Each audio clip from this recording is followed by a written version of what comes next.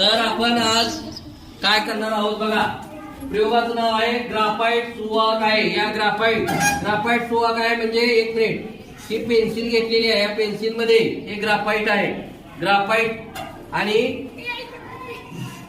या ग्राफाइट मधून विद्युतधारा वाहते हे सिद्ध करायचं आहे. यासाठी लागणारं साहित्य काय घेतलेलं आहे बघा. पेन्सिल, त्यानंतर वायर घेतलेली आहे, सेल घेतलेला आहे आणि ब्लेडचं पान घेतलेलं आहे. मग आता तुम्हाला आपला पार्टनर आणि आपला चालुक्य हा विद्यार्थी तुम्हाला हा प्रयोग करून दाखवेल. चला बघा प्रयोग. बघा विद्युत वाहक आहे, विद्युतधारा ठिणगी पडते म्हणजे त्यातून विद्युतधारा.